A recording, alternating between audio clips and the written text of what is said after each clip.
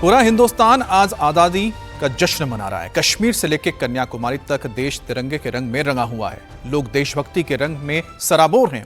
तस्वीरें आपको दिखा रहे हैं।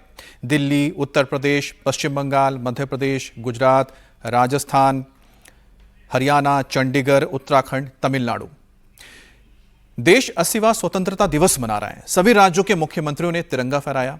इसमें कई ऐसे मुख्यमंत्री हैं जिन्हें पहली बार तिरंगा फहराने का मौका मिला, जिसमें तमिलनाडु के मुख्यमंत्री जोसेफ विजय हैं, पश्चिम बंगाल के मुख्यमंत्री शुभेंदु अधिकारी हैं, बिहार के मुख्यमंत्री सम्राट चौधरी हैं और पहली बार इन्होंने तिरंगा फहराया है। इसके साथ ही आप देख रहे हैं कि देश के अलग अलग राज्यों की हम तस्वीर आपको दिखा रहे हैं, जहां पर पश्चिम बंगाल से लेके छत्तीसगढ़ तक और दिल्ली से लेके तमिलनाडु तक हर एक राज्य की तस्वीर आई है। और इसमें सबसे खास मौका रहा उन मुख्यमंत्रियों के लिए जिन्होंने पहली बार 15 अगस्त के मौके पर तिरंगा फहराया है। पश्चिम बंगाल में हाल ही में हुए चुनाव में जीत के बाद शुभेंदु अधिकारी ने तिरंगा फहराया। उसी तरह से मशहूर एक्टर जोसेफ विजय ने भी तमिलनाडु में हाल ही में चुनाव में जीत के बाद पहली बार 15 अगस्त को तिरंगा फहराया। अब लाल किले से मोदी ने आज MY कार्ड का असली मतलब भी बताया। मोदी ने MY में Y मतलब यूथ और M का मतलब महिला कहा। युवा की तरफ मोदी ने दोस्ती का हाथ बढ़ाया है, तो महिला आरक्षण का विरोध करने वालों को चेतावनी दी है। प्रधानमंत्री ने कहा कि महिला आरक्षण समय की मांग है। विपक्ष को इस पर राजनीति ना करने की नसीहत दी और कहा कि विपक्ष जल्द से जल्द महिला आरक्षण लागू करने में सहयोग दे। मेरे प्यारे देशवासियों, आज पंचायतों में, नगर पालिका में, महानगर पालिका में बहुत बड़ी मात्रा में हमारी महिलाएं जनप्रतिनिधि बनकर के देश का मार्गदर्शन कर रही है, समस्याओं का समाधान कर रही है, बहुत ही सक्षम नेतृत्व दे रही है। और इसी को ध्यान में रखते हुए हमने पार्लियामेंट में नारी शक्ति वंदन अधिनियम पारित किया था, लेकिन किसी न किसी कारण से राजनीति के अखाड़े में पिछले 40 साल से ये सपना हमेशा राजनीतिक अखाड़े का शिकार हो गया है। मैं देश के सभी राजनीतिक दलों से आज लाल किले की प्राचीर से तिरंगे झंडे की छाया में खड़े होकर के प्रार्थना करता हूं, आग्रह करता हूं, आइए उन महिलाओं के सामर्थ्य के पुजारी बनिए, उन महिलाओं के सम्मान में आगे आइए और जल्द से जल्द हमारी माताओं बहनों को 33% विधानसभा और लोकसभा में उनको प्रतिनिधित्व मिले, वे भारत की नीति घड़तर के अंदर अपना योगदान दे। समय की मांग है और मैं सभी राजनीतिक दलों से फिर से आग्रह करता हूं, आइए महिला आरक्षण लागू करके महिला सम्मान में आप भी जुड़िए, आप भी यश लीजिए, आप भी क्रेडिट लीजिए, लेकिन मेरी माताओं बहनों को हक दीजिए। प्रधानमंत्री नरेंद्र मोदी ने आज देश को सप्तधारा मंत्र भी दिया। पीएम मोदी ने बताया कि 2047 तक भारत को विकसित राष्ट्र बनाने के लिए सप्तधारा जरूरी है। पीएम मोदी ने कहा कि आने वाले 5-7 साल में जो पिछले 5-7 साल दशक में नहीं हुआ है, वो सप्तधारा के जरिए होगा। उसकी शक्ति से हम देश को नई ऊंचाई और गति देंगे और नए लक्ष्यों को पार करने वाले सामर्थ्य देंगे। जब मैं सप्तधारा की बात करता हूं, सप्तधारा की पहली शक्ति है मैन्युफैक्चरिंग पावर। मेरे प्यारे देशवासियों, हमें मैन्युफैक्चरिंग सेक्टर को बहुत आगे बढ़ाना होगा और प्रोडक्शन बढ़ाने के साथ साथ हमें छोटे छोटे पुर्जे भी बनाने हैं और बड़े बड़े प्रोडक्ट भी बनाने हैं।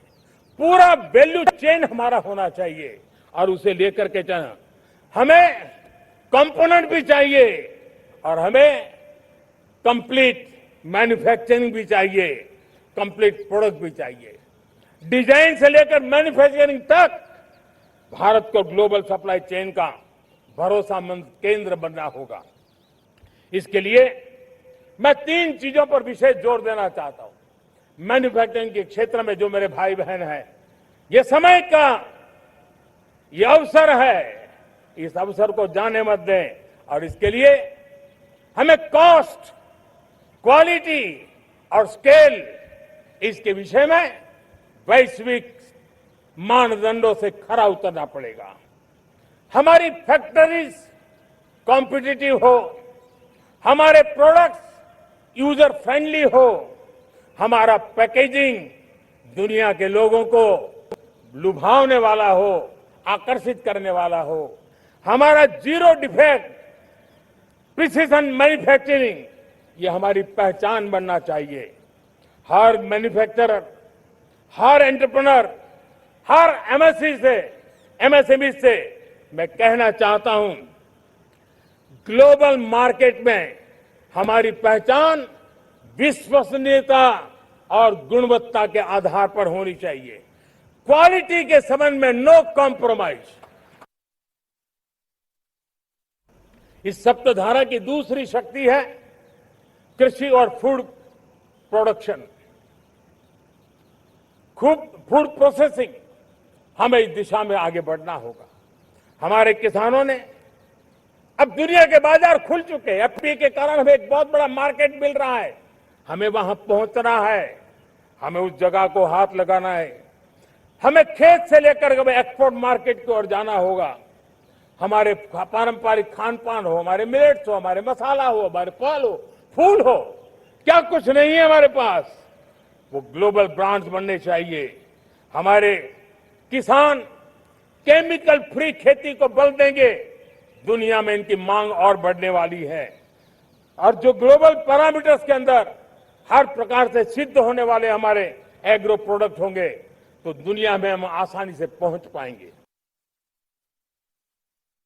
मेरी सप्तधारा की तीसरी शक्ति है टेक्नोलॉजी और इनोवेशन।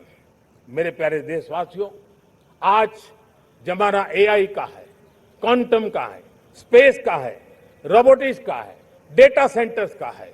पूरी तरह एक नया क्षेत्र खुल चुका है और इमर्जिंग टेक्नोलॉजी ये भी हर पल हमें चुनौती दे रही है। और इसलिए देश को दुनिया के लिए मार्केट नहीं बना देना, हमें इनोवेशन का हब बनना है। हमने यूपीआई और डिजिटल पब्लिक इंफ्रास्ट्रक्चर में लोहा मनवा लिया है, हमारी ताकत का परिचय करवा दिया है। अब भारत को डिजिटल पब्लिक टेक्नोलॉजी उसको भी दुनिया के कोने कोने तक पहुंचाना है। भारत को नेक्स्ट जनरेशन कम्युनिकेशन टेक्नोलॉजी में लीड करना है। मेड इन इंडिया 6G हर कोने में पहुंचे, ये हमारा लक्ष्य होना चाहिए और हमें उसमें तेजी करनी चाहिए। सप्तधारा की चौथी शक्ति है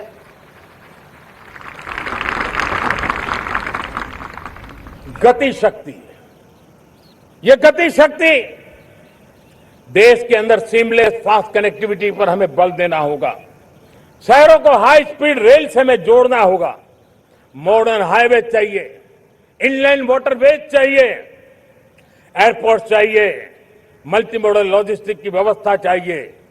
हमें पोर्ट्स को सिर्फ सामान उतारना चढ़ाने की जगह नहीं, दुनिया के शिप्स आकर के लंगर हो जाए इतना नहीं, हमें हमारे पोर्ट्स को पोर्ट लेड डेवलपमेंट ग्रोथ की दिशा में हमें आगे बढ़ना होगा।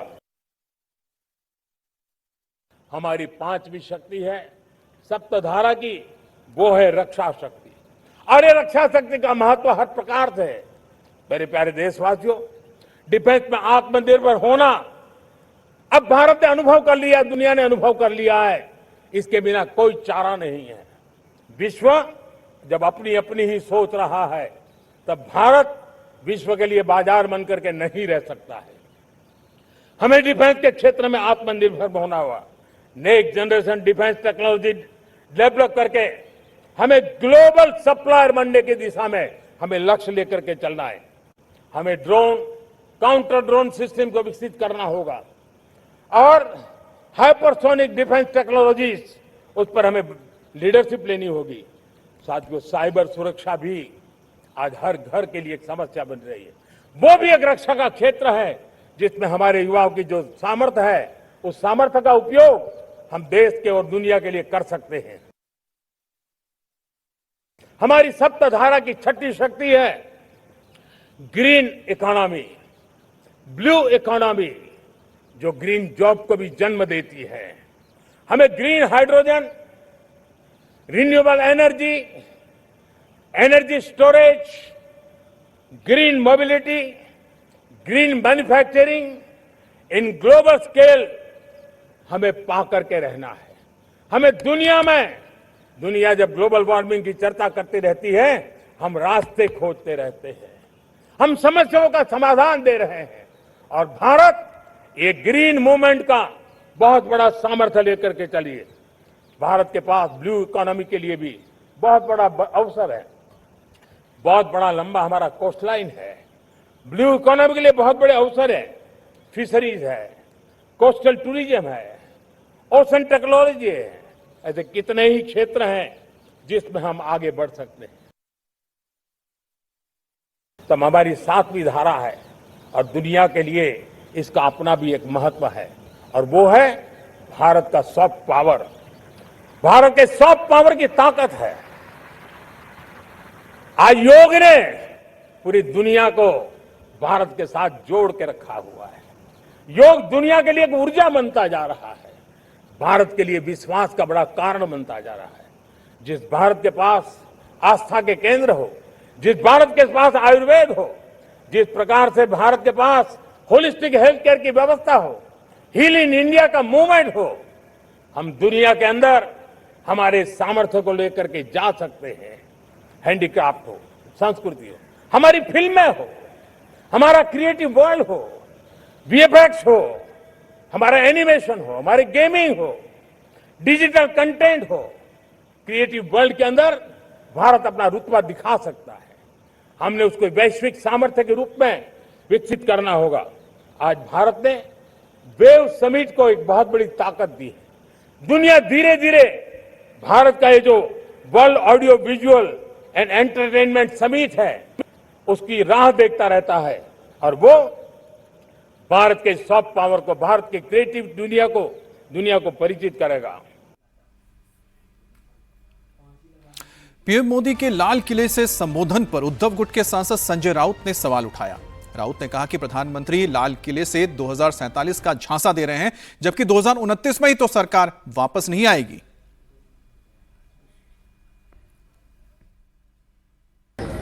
पहले तो बोला था 5 साल में करूंगा 2014 के बाद, अब 2046 तक बात बढ़ गई। जब 2014 में आए थे तो 5 साल का वादा किया था, अच्छे दिनों का। फिर सरकार में आए तो वापस आगे वाले 5 साल का किया। फिर आए तो वापस करेंगे। 1 करोड़ नौकरी देने वाले हैं, 1 लाख लोगों को नौकरी अपने दी क्या अब तक 12 साल में? 2047 किसने देखा है भाई? आप भी नहीं देख पाओगे, आप 2029 नहीं देख पाओगे।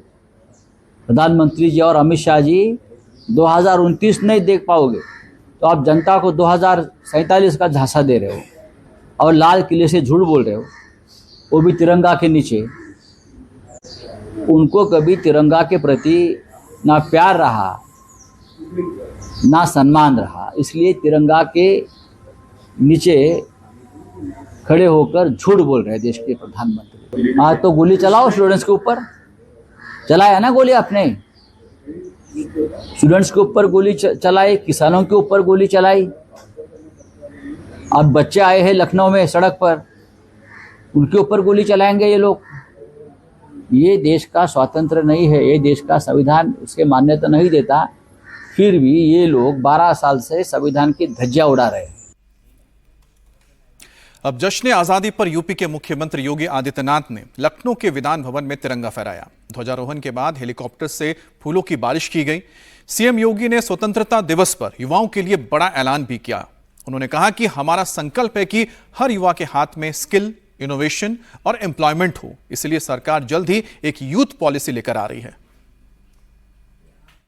स्वाधीनता दिवस के अवसर पर मैं प्रदेश के युवाओं से कहना चाहता हूं, आपकी प्रतिभा से ही यूपी की शक्ति निहित है। हमारी सरकार ने नकल माफिया, भर्ती माफिया के विरुद्ध कठोर कार्रवाई की है। हम अपने डेमोग्राफिक डिविडेंड को डेवलपमेंट इंजन के रूप में बदल रहे हैं। जेन जी और जेन अल्फा के लिए AI, machine learning, semiconductor, startup ecosystem sector, defence manufacturing, cyber. और पश्चिम बंगाल के मुख्यमंत्री शुभेंदु अधिकारी ने बतौर मुख्यमंत्री पहली बार स्वतंत्रता दिवस पर तिरंगा फहराया। तिरंगा फहराने के बाद मुख्यमंत्री ने स्वतंत्रता सेनानियों को श्रद्धांजलि दी और लोगों को संबोधित करते हुए कहा कि राजनीतिक संकीर्णता से ऊपर उठकर मिलकर बंगाल और देश को आगे बढ़ाना है। अब बिहार में मुख्यमंत्री सम्राट चौधरी ने पटना के गांधी मैदान में बतौर मुख्यमंत्री पहली बार तिरंगा फहराया। उन्होंने परेड की सलामी ली और स्वतंत्रता सेनानियों को श्रद्धांजलि दी। सम्राट चौधरी ने राज्यवासियों को बधाई देते हुए कहा कि यह अवसर हमें स्वतंत्रता सेनानियों के बलिदान का स्मरण कराता है। उन्होंने बिहार के विकास और गरीबों के कल्याण से जुड़े लक्ष्यों का भी जिक्र किया।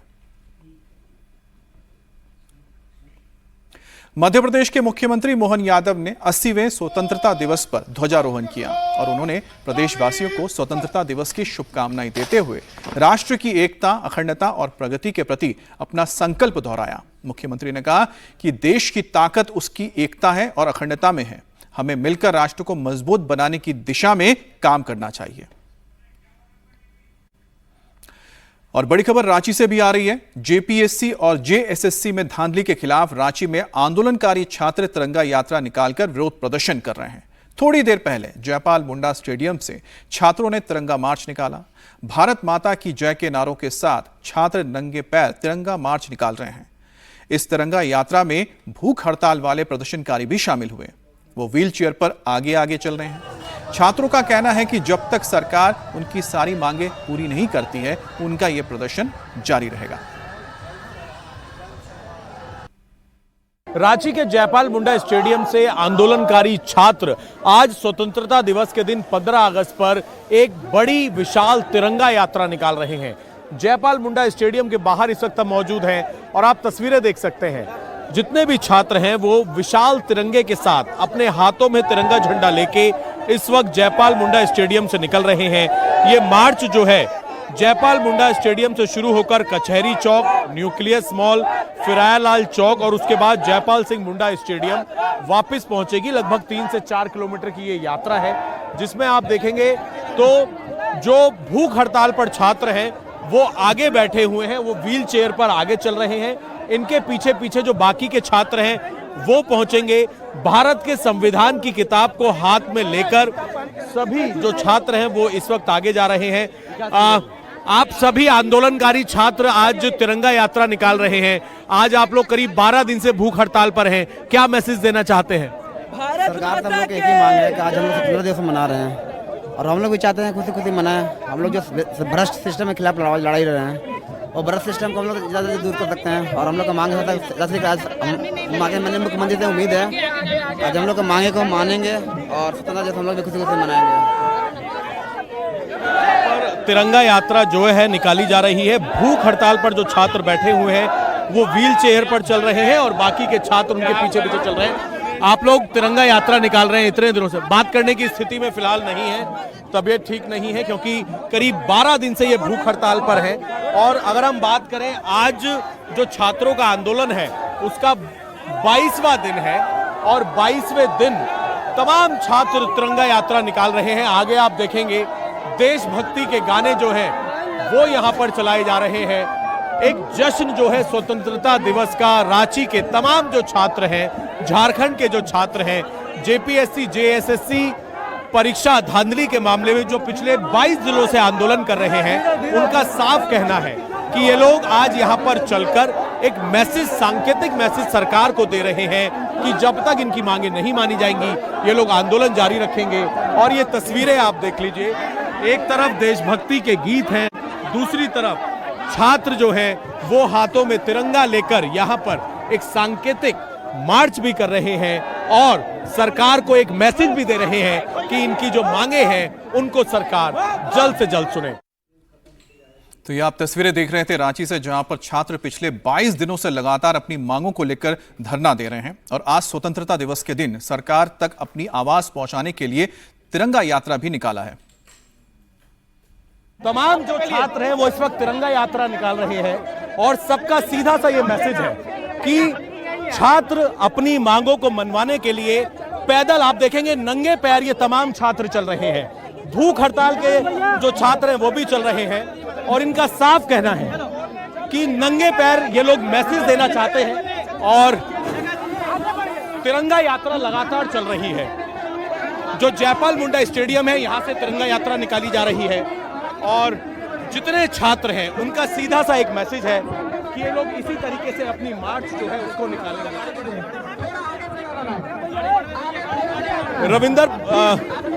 रविंदर जी, सरकार को क्या मैसेज तिरंगा यात्रा के जरिए? आज ये तिरंगा यात्रा, आज जो कि स्वतंत्रता दिवस है, तमाम आम आवाम, तमाम छात्र और नौजवान को हार्दिक बधाई, शुभकामनाएं। ये तिरंगा यात्रा में भी आप देख रहे हैं कि छात्र नौजवान एकजुट है और अपने देश के प्रति राष्ट्र प्रेम और राष्ट्रवाद की भावना को दिखा रहे। सरकार से ये मांग करते हैं कि ऐसे छात्र जो अपने राष्ट्र के प्रति भावना है उनकी मांगों पर आप नजरअंदाज नहीं कीजिए। हमारी मांगे जायज, हमारी मांग को आपको पूरा करना होगा। तो सरकार को सीधा मैसेज है कि सरकार छात्रों की जो मांग है उसको नजरअंदाज ना करे। यात्रा चलती है, ये विशाल यात्रा आप देख लीजिए। जयपाल मुंडा स्टेडियम से यात्रा इस वक्त निकल रही है, तिरंगा यात्रा, और सीधा तौर पे इनका कहना है कि हमारी देशभक्ति पूरी दुनिया देख रही है। छात्रों का आंदोलन अपनी जायज मांगों के लिए पूरी दुनिया देख रही है और आज स्वतंत्रता दिवस है। ना किसी का कोई इस्तीफा छात्र मांग रहे हैं, ना किसी भी तरीके का विरोध प्रदर्शन कर रहे हैं, शांति से अपनी मार्च निकाल रहे हैं और सरकार को मैसेज दे रहे हैं कि स्वतंत्रता दिवस के दिन ये लोग अपनी देशभक्ति दुनिया के सामने रखते हुए सरकार से मांग कर रहे हैं कि इनकी जो मांगे हैं, जो धांधली हुई है, उसके अंदर पेपर को, सीजीएल पेपर को रद्द किया जाए और साथ ही सीबीआई जांच शुरू की जाए।